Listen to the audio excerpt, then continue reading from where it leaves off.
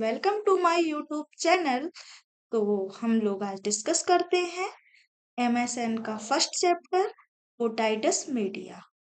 तो otitis media क्या होता है तो हम लोग उसको डिटेल में पढ़ेंगे आज। तो सबसे पहले हम लोग इसकी डेफिनेशन देखते हैं। तो डेफिनेशन क्या है इसकी? It is an inflammation of middle ear caused by bacterial and viral infection। जो मिडिल ईयर है उसमें इन्फ्लामेशन हो जाता है, किसके वजह से? बैक्टीरिया और वायरल इन्फेक्शन। ठीक है, बैक्टीरिया और वायरस के वजह से। अब हम लोग इसके टाइप्स देखते हैं। तो इसके मेनली 3 टाइप्स होते हैं। कौन कौन से होते हैं? तो पहला है जो एक्यूट होता है, दूसरा क्रॉनिक होता है, third one serous otitis media होता है। तो हम लोग इसे डिटेल में पढ़ेंगे कि हम लोग एक्यूट किसे बोलेंगे और क्रॉनिक किसे बोलेंगे और सीरस ओटाइटिस मीडिया किसे बोलेंगे। उससे पहले हम लोग इसका डायग्राम देखते हैं, जिससे हमें पता चल जाएगा कि क्या होता है ओटाइटिस मीडिया। तो ये जो डायग्राम है आपको दिख रहा है, ये एक नॉर्मल ईयर है जो आप लोगों ने एनाटॉमी एंड फिजियोलॉजी में पहले पढ़ा होगा। तो ये नॉर्मल ईयर है, इसमें दिखाई दे रहा होगा आपको कि इसमें कोई भी इन्फ्लामेशन नहीं हुआ है मिडिल ईयर में। और जो ये वाला है, ये कैसा है? ये ओटाइटिस मीडिया वाला मिडिल ईयर है। इसमें ये येलोइश कलर का जो इन्फ्लामेशन दिख रहा है, ये विजुअल हो रहा है कि यहाँ पे येलोइश कलर का है जो वो मिडिल ईयर में इन्फ्लामेशन हो चुका है। इसके बाद हम लोग अब इसके टाइप्स देखते हैं। तो जो टाइप्स है, फर्स्ट वन इज है acute otitis media. It is an acute infection of middle ear usually lasting less than 6 weeks. तो हम लोग एक्यूट ओटाइटिस मीडिया कब बोलेंगे? जब हमें कान में जो इन्फेक्शन हुआ है, उस इन्फेक्शन को कितने दिन हुए हों? सिर्फ 6 वीक्स हुए हों। और जो क्रॉनिक ओटाइटिस मीडिया है, तो हम लोग क्रॉनिक ओटाइटिस मीडिया जब बोलेंगे, it is chronic infection of middle ear usually more than 6 weeks। जो इन्फेक्शन को 6 वीक से ज्यादा हो गया हो, तो उसे हम लोग क्रॉनिक में बोलते हैं कि ये क्रॉनिक हो गया है। और सीरियस ओटाइटिस मीडिया कब बोलते हैं? It is an accumulation of serous fluid in middle ear। तो जब जो सीरस ओटाइटिस मीडिया है, जब मिडिल ईयर में एक्यूमुलेशन हो जाता है फ्लूइड का, उसे हम लोग बोलते हैं सीरस ओटाइटिस मीडिया। अब हम लोग इसके कॉजेस देखेंगे कि जो ओटाइटिस मीडिया है वो किस कारण से हो जाता है।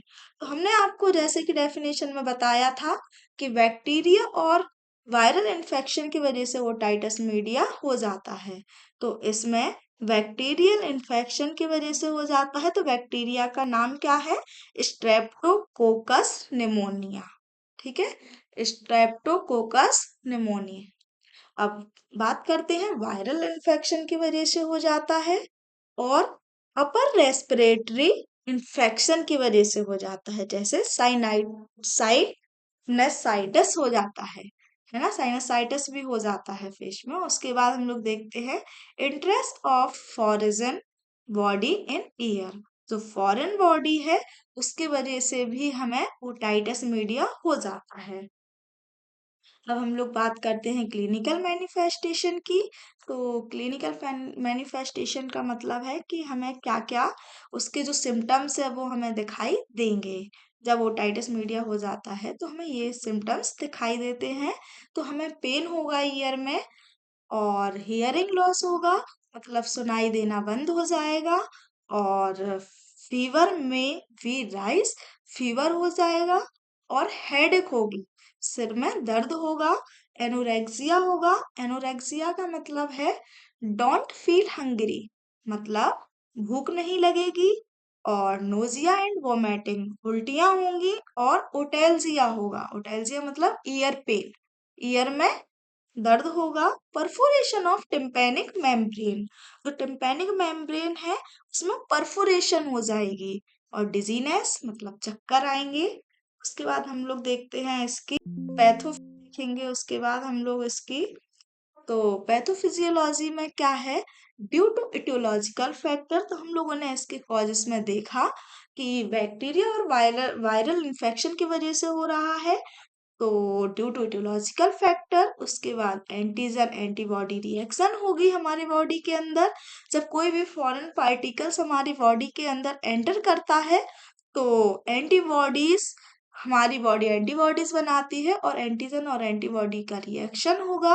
उसके बाद फॉर्मेशन ऑफ पस इन मिडल ईयर, उसके बाद फॉर्मेशन हो जाएगा मिडल ईयर में पस का। और जब पस का फॉर्मेशन होगा तो जो टिम्पैनिक मेम्ब्रेन है उसमें परफोरेशन हो जाएगा। और जब टिम्पैनिक मेम्ब्रेन में परफोरेशन हो जाएगा तो हम लोग उसे क्या बोलेंगे, acute otitis media. Acute otitis media हो जाएगा तो उसके बाद एक्यूट ओटोरिया होगा। और एक्यूट ओटोरिया का मतलब ईयर में पेन होगा और उसके बाद वो किस में कन्वर्ट हो जाएगा, क्रॉनिक ओटाइटस मीडिया में। उसके बाद हम लोग अब इसके डायग्नोस्टिक इवैल्यूएशन देखते हैं कि इसके टेस्ट क्या क्या करेंगे हम जब हमें ओटाइटिस मीडिया हो जाएगा। तो सबसे पहले हम लोग हिस्ट्री कलेक्शन करेंगे, जैसे ओटाइटिस मीडिया हुआ है उसकी पूरी हिस्ट्री लेंगे हम लोग। उसके बाद उसका head to toe physical examination करेंगे। सीक्वेंस वाइज सबसे पहले हम लोग हेड का करेंगे, उसके बाद उसके फेस में सारे पार्ट्स का करेंगे, आई करेंगे, ईयर, नोज, सारी चीजें देखेंगे। उसके बाद हम लोग क्या करेंगे, ऑटोस्कोपिक एग्जामिनेशन करेंगे। तो ये आपको इमेज में दिखाई दे रहा होगा ऑटोस्कोपिक एग्जामिनेशन। ये ऑटोस्कोपिक एग्जामिनेशन में क्या होता है, ये ऑटोस्कोप है, ये आप लोगों ने देखा होगा। और तो अगर नहीं देखा है तो आप देख लीजिए, इस ऑटोस्कोप से हम लोग इसके ईयर ड्रम तक की पूरी चीजें विजुअलाइजेशन से देख सकते हैं कि कहाँ क्या है, क्या प्रॉब्लम है ऑटोस्कोपिक से, ठीक है। उसके बाद हम लोग नेक्स्ट वन इज देखते हैं ऑडियोमेट्री टेस्ट। तो इसमें हम लोग ये टेस्ट करते हैं, जो हमें इमेज में दिख रहा है कि जो भी पेशेंट है उसे कितना सुनाई दे रहा है, उसे सुनाई दे रहा है या नहीं, उसका हम लोग टेस्ट करते हैं। उसके बाद हम लोग कल्चर एंड सेंसिटिविटी चेक करते हैं। तो कल्चर में हम लोग जो भी इंफ्लामेशन हो जाता है उसका थोड़ा सा सैंपल लेते हैं कल्चर के तौर पर, जिसे हम लोग टेस्ट करते हैं। उसके बाद हम लोग इसके कॉम्प्लिकेशन देखते हैं कि क्या क्या कॉम्प्लिकेशन है। तो कॉम्प्लिकेशन में हम लोग देखते हैं कंप्लीट हियरिंग लॉस, हमें कंप्लीट हियरिंग लॉस देखने को मिलता है, पेशेंट को कुछ भी सुनाई नहीं देता है।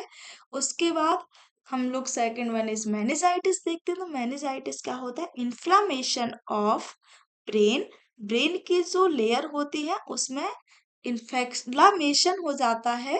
ब्रेन में कितनी लेयर्स होती हैं, तो ब्रेन में 3 लेयर्स होती हैं, जो हमें डायग्राम में दिख रही हैं। डायग्राम में कौन कौन सी 3 लेयर्स होती हैं, ड्यूरा मैटर, आर्किनॉइड मैटर और पाया मैटर। तो तीनों लेयर है, उनमें क्या हो जाता है, मैंने जिसे हम लोग ब्रेन की लेयर को हम लोग मैनेजिस बोलते हैं। तो मैनेजिस में क्या हो जाता है, इन्फ्लामेशन हो जाता है, तो उसे हम लोग मैनेजाइटिस बोलते हैं। तो क्या हो सकता है, इन्फ्लामेशन ऑफ ब्रेन की जो लेयर है उसमें इन्फ्लामेशन हो जाता है, ठीक है। तो हम लोग डायरेक्ट बोलेंगे इन्फ्लामेशन ऑफ ब्रेन, ठीक है। उसके बाद मेस्टोइडाइटिस। तो मेस्टोइडाइटिस का होता है इन्फ्लामेशन ऑफ मेस्टोइड बोन। तो अब बात आती है मेस्टोइड बोन कहाँ होती है, तो इमेज में दिखाई दे रही है, तो ईयर है, ईयर के पीछे मेस्टोइड बोन होती है जिसमें इन्फ्लामेशन हो जाता है, इन्फेक्शन हो जाता है, जिसे हम लोग मेस्टोइडाइटिस कहते हैं। मेस्टोइडाइटिस मेनली बच्चों में होता है और ये अडल्ट में हो सकता है, लेकिन मेनली बच्चों में होता है। उसके बाद अब हम लोग देखते हैं मेडिकल मैनेजमेंट इसका। तो मेडिकल मैनेजमेंट में ये किस वजह से हो रहा है, कॉज्ड हो रहा है बैक्टीरिया और वायरल इन्फेक्शन की वजह से। तो हम लोग इसमें देखते हैं कि जब बैक्टीरिया वायरल इन्फेक्शन की वजह से हो रहा है तो हम लोग क्या देंगे, सबसे पहले एंटीबायोटिक देंगे। तो एंटीबायोटिक में एमोक्सिसिलिन दे सकते हैं और भी दे सकते हैं, और एंटीहिस्टामाइन देंगे। एंटीहिस्टामाइन में फेक्सोफेनाडाइन दे सकते हैं। और एनएसएड है जो NSAID, इसमें हम लोग आइबुप्रोफेन दे सकते हैं। और antiseptic year wash with antibiotic therapy in case of chronic otitis media. तो इसमें एंटीसेप्टिक है जो उससे हम लोग ईयर वॉश करेंगे और साथ में एंटीबायोटिक थेरेपी भी देंगे। उसके बाद अब हम लोग देखते हैं सर्जिकल मैनेजमेंट। तो सर्जिकल मैनेजमेंट में क्या करते हैं, जब मेडिकल मैनेजमेंट से सही नहीं होता तो हम लोग सर्जिकल मैनेजमेंट भी करते हैं। तो सर्जिकल मैनेजमेंट में फर्स्ट करते हैं मायरिंगोटॉमी। इसमें क्या होता है, ये एक सर्जिकल प्रोसीजर है जिसमें हम लोग मिडिल ईयर की टिम्पैनिक मेम्ब्रेन में एक माइनर कट करते हैं या इंसिजन करते हैं। वो कट लगाने के बाद उसमें हम लोग एक ट्यूब है इसे इंसर्ट करेंगे और वो ट्यूब से हम लोग जो फ्लूइड है उसे ड्रेन कर लेते हैं, इसमें फ्लूइड को निकाल लेते हैं। ये एक प्रोसीजर है, सर्जिकल प्रोसीजर। समझ में आया? उसके बाद अब हम लोग नेक्स्ट है टेम्पेनोप्लास्टी। तो प्लास्टी से समझ में आता है कि हम लोग इसे रिपेयर कर रहे हैं। टॉमी मतलब निकालते हैं उस पार्ट को या उस चीज को, और प्लास्टी मतलब उसको रिपेयर करते हैं। तो ये भी एक सर्जिकल प्रोसीजर है जिसमें जो मिडिल ईयर की टिम्पैनिक मेम्ब्रेन है उसमें क्या हो जाते हैं, जो टिम्पैनिक मेम्ब्रेन है उसमें रब बाय रप्चर हो जाती है। जैसे यहाँ पे इमेज में दिख रही है कि इसमें ये है जो वो होल हो गया है, और इसमें ग्राफ्टिंग के द्वारा हम लोगों ने सर्जिकल प्रोसीजर के द्वारा इसमें वो ग्राफ्टिंग कर दी है। तो ये भी एक सर्जिकल प्रोसीजर है जिसे हम लोग रिपेयर कर दिया है हमने। तो थैंक यू। अब हम आशा करते हैं कि आपको ये वीडियो समझ में आई होगी। तो हमारे चैनल को सब्सक्राइब कर लीजिए।